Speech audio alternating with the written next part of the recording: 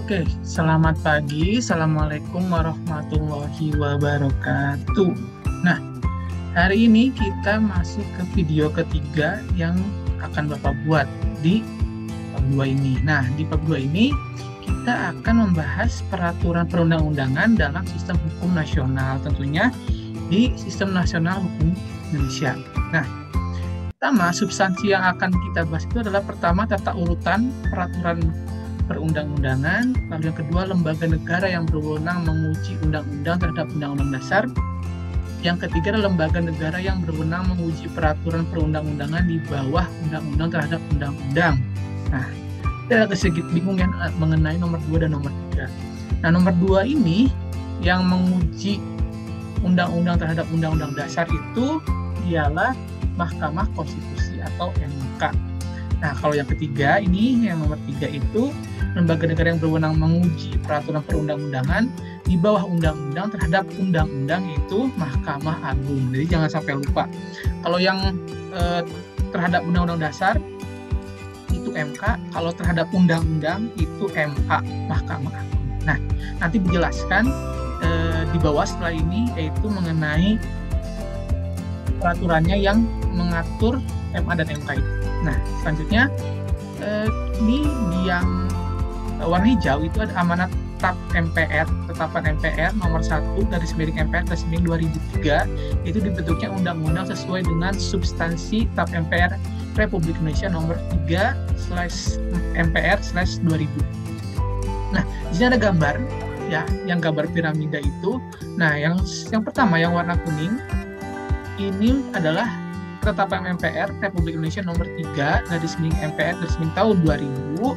Nah, sebelahnya itu tentang Undang-Undang nomor 12 tahun 2011. Kalau di TAP MPR tahun 2000 itu yang pertama sama kayak Undang-Undang nomor 12, itu Undang-Undang Dasar 1945 Republik Indonesia, itu paling atas konstitusi paling tinggi di Republik ini. Lalu kedua turun ke bawah itu masih sama antara TAP MPR dengan Undang-Undang nomor 12 itu TAP MPR. Nah, urutan ketiga, nah ini berbeda. Ada tambahan di Undang-Undang nomor 12 itu ada peraturan perundang-undangan. Nah, kalau di TAP MPR itu belum di ketiga ya, belum di nomor 3. Nah, perbedaannya lagi di nomor 4 di TAP MPR, di TAP MPR tahun 2000 itu peraturan perundang-undangan di nomor 4. Nah, selanjutnya di Undang-Undang nomor 12 itu peraturan pemerintah itu di nomor 4. Jadi ada perbedaan sedikit antara TAP MPR dan Undang-Undang nomor 12. Lalu di nomor 5 ada peraturan pemerintah TAP MPR. Lalu selanjutnya urutan kelima di Undang-Undang nomor 12 itu ada Perpres, peraturan presiden. Nah, di TAP MPR ada yang ke-6 itu ada Kepres, dan di Undang-Undang nomor 12 adalah Perda atau peraturan daerah provinsi ya. Jadi provinsi dulu.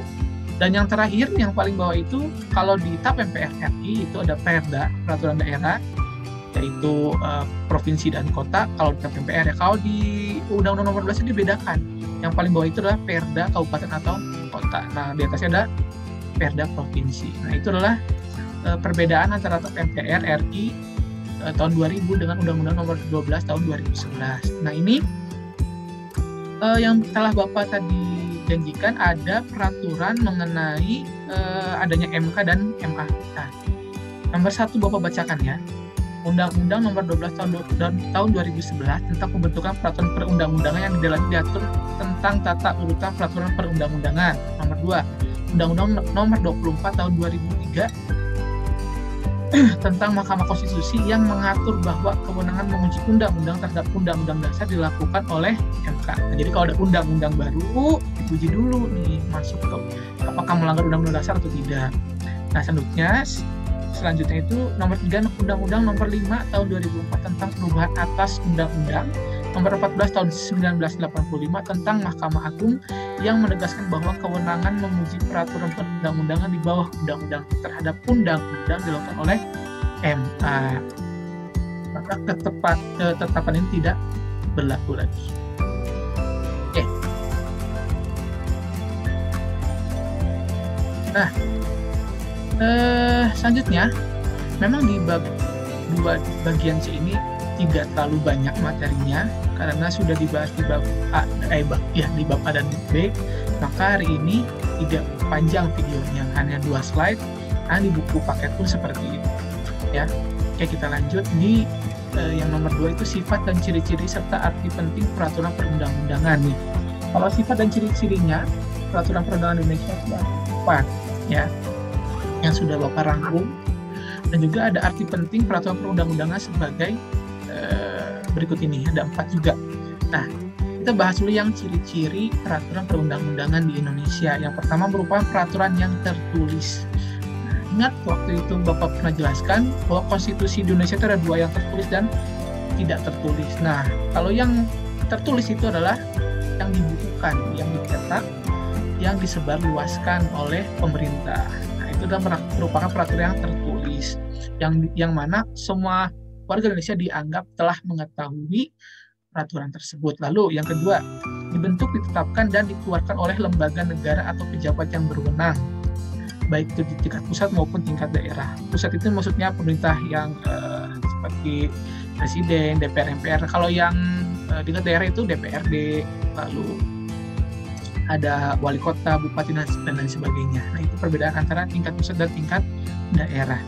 Lalu yang ketiga merupakan norma hukum atau aturan yang mengatur pola tingkah laku. Nah, jadi peraturan perundang-undangan ini mengatur tingkah laku semua warga Indonesia, dan semua harus patuh dengan aturan tersebut. Yang terakhir adalah mengikat secara umum dan menyeluruh. Maksudnya, mengikat secara umum ini tidak pandang bulu. Jadi peraturan yang ada di Indonesia itu, peraturan perundang-undangan secara umum telah mengikat seluruh warga Indonesia. Jadi tidak ada boleh dibeda-bedakan, dan juga dari Sabang sampai Merauke menggunakan peraturan yang sama. Oke, selanjutnya itu arti penting dari peraturan perundang-undangan. Yang pertama ada memberikan kepastian hukum bagi setiap warga negara. Nah, ini mungkin menjadi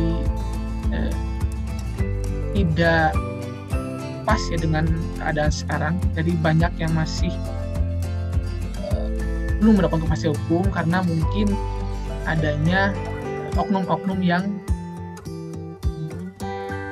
tidak bertanggung jawab dalam menjalankan kepastian hukum di Indonesia. Nah, jadi seharusnya peraturan perundang-undangan ini memberikan kepastian hukum bagi setiap warga negara Indonesia tanpa terkecuali, baik itu orang berada maupun yang kurang. Nah, seharusnya seperti itu. Lalu yang kedua, menciptakan rasa keadilan bagi setiap warga negara. Ya, seharusnya peraturan perundang-undangan itu yang mana dibuat untuk menciptakan rasa keadilan, seperti yang dicontohkan ataupun dicantumkan di sila kelima, yaitu keadilan sosial bagi seluruh rakyat Indonesia. Makanya peraturan perundang-undangan ini harus memberikan contoh ataupun bukti bahwa keadilan itu bagi seluruh warga Indonesia, bukan sebagai untuk kelompok kecil saja.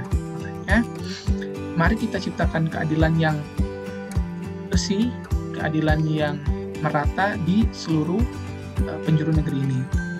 Juga itu memberikan perlindungan bagi setiap hak-hak warga negara. Juga sama ya, dia harus memberikan rasa aman. Jadi peraturan-peraturan yang ada di Indonesia itu yang telah dibuat oleh para pejabat negeri harus memberikan perlindungan, bukan hanya sebagai alat untuk mengatur masyarakat saja, tapi untuk melindungi masyarakat itu juga. Yang terakhir adalah menciptakan ketertiban dalam hidup bermasyarakat, berbangsa, dan bernegara. Lalu tentu telah kita tahu di kehidupan bernegara ini kita menginginkan adanya ketertiban, ya, baik itu di lingkungan kecil, lingkungan masyarakat yang lebih luas lagi, di pekerjaan, dan dimanapun. Nah, inginnya itu kita melakukan pekerjaan, melakukan kehidupan itu dengan rasa aman dan tertib. Oleh sebab itu, peraturan perundang-undangan itu dibuat.